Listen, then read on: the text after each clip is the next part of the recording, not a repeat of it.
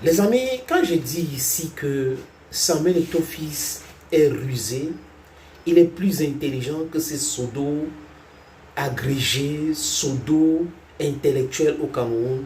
Certaines personnes racontent du n'importe quoi en commentaire. But let me just tell you, I have a thick skin. I'm such a person who will never support injustice. I always want to be coherent with my views without fear or favor. I don't take money to say the truth. I don't receive a dime to say the truth. For those who know me, they know what I'm saying is correct. I take position, I have my convictions. I analyze the situations, I read a lot to understand what is going on. So nobody is going to influence my reasoning. Nobody is going to tell me what to do. If people are biased in their calculations, biased in their analysis, it is their cup of tea. Some are very worried today because we are debunking their lies, deconstructing all what they're putting in place to destabilize Samuel Eto'o-Fils. Vous pensez que tout le monde devrait réfléchir? Si tout le monde réfléchissait de la même manière, on devrait appeler ça quoi? Non.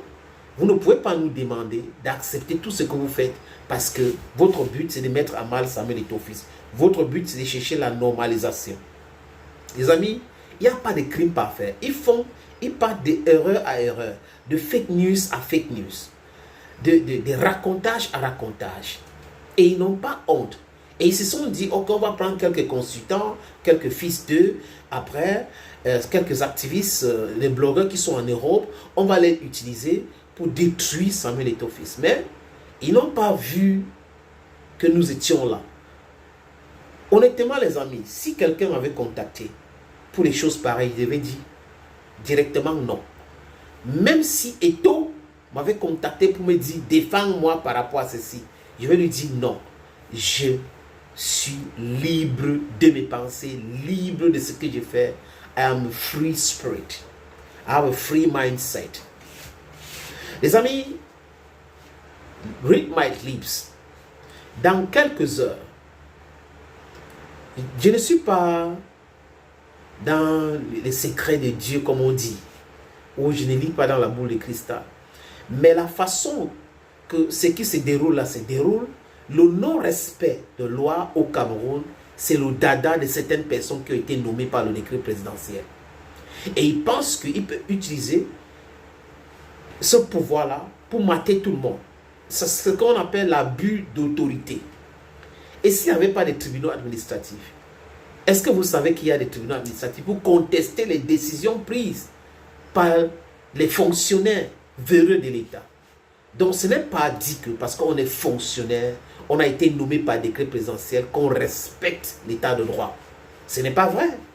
Ce n'est pas vrai, sinon il ne devait pas avoir autant de ministres en prison aujourd'hui, autant de directeurs généraux en prison aujourd'hui, autant de fonctionnaires en prison aujourd'hui. Les fonctionnaires au Cameroun sont plus riches que les hommes d'affaires. Qu'est-ce qui explique cela? Les gens ne voient pas cela. Personne ne parle de l'abus. Personne. C'est-à-dire que quand ça vient de l'autorité, on a abusé. Non, il faut laisser. Ouais, non, vraiment, c'est comme ça que le pays ici est. Vraiment, tu vas contester jusqu'à arriver où? Mais laissez ceux qui veulent contester, contester. Je me rappelle d'un grand frère qui avait fait des affaires avec l'État au niveau de Libé. Et on est venu un jour comme ça, on a stoppé le marché. Il a porté plainte jusqu'à arriver à la Cour suprême. Et il avait gagné.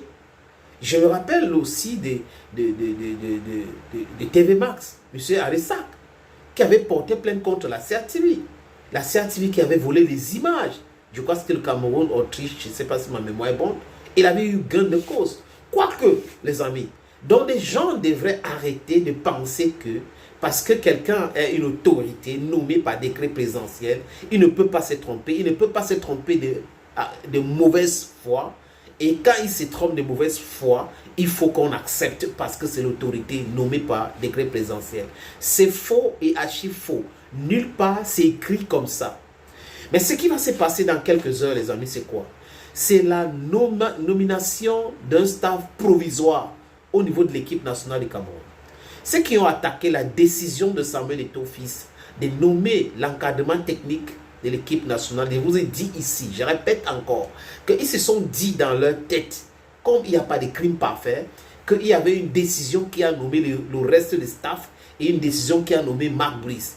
Comme au Cameroun, on nomme un premier ministre avec un décret et on nomme le reste du gouvernement avait un autre décret. C'est de ça qui les a animés. Et quand la CCA, donc la chambre de l'arbitrage, de conciliation et l'arbitrage, dit on annule avec effet immédiat la nomination de l'article qui a nommé des deux. Ils ne se sont pas rendus compte qu'en publiant cela, ça veut dire quoi? Que même Marc Brice est concerné parce que la décision, c'est ça qui nomme Marc Brice. C'est ça qui fait en sorte que Marc Brice soit reconnu par la FIFA. Parce que la FIFA traite qu'avec les fédérations et non avec le gouvernement. Monsieur Cyril Toulou peut parler, il peut se fâcher, il peut insulter et tout, il peut parler du Finistère et autres, mais ça reste sur sa page Facebook. Le ministère peut hurler et autres, ça reste au sein du ministère. La FIFA ne travaille pas avec le gouvernement. Donc quand on vous parle d'un décret de 2014, après, les gens vous parlent de la convention de 2015, je ne sais pas, la primauté est à quoi? À une loi ou à un arrangement privé. Même si on entre là-dedans, les amis, j'ai écouté des meilleurs juristes qui ne sont pas pro-Eto'o, ni pro-Moi-le-Combi, qui disent clairement que Samuel Eto'o a raison.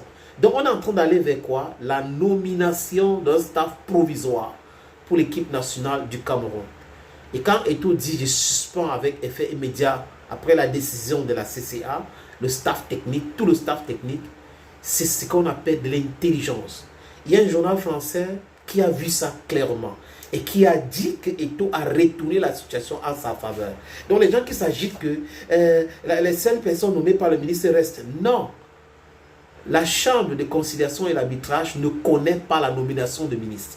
Cette chambre table uniquement sur les associations et ce qui concerne le sport, dont le ministère ne peut pas aller porter plainte là-bas. Donc, ce que le ministre a fait au ministère, là, ça reste au ministère. Si la FECAFOOT adopte et que les gens contestent, c'est là où la chambre entre en jeu.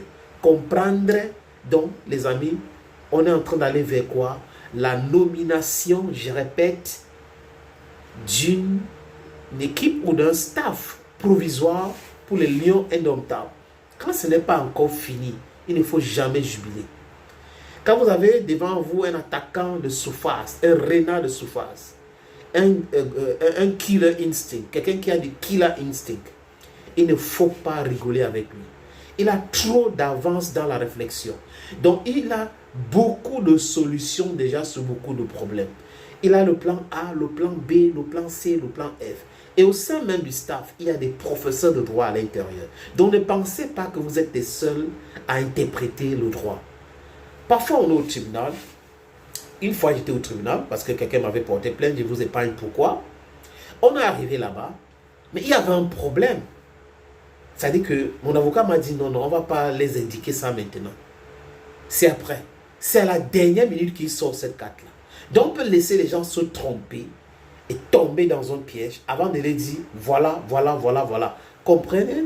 Donc, tout le monde n'est pas dans votre histoire là où des gens qui écrivent des livres pour raconter des choses, d'autres font des cauchemars, ils pensent que c'est le rêve.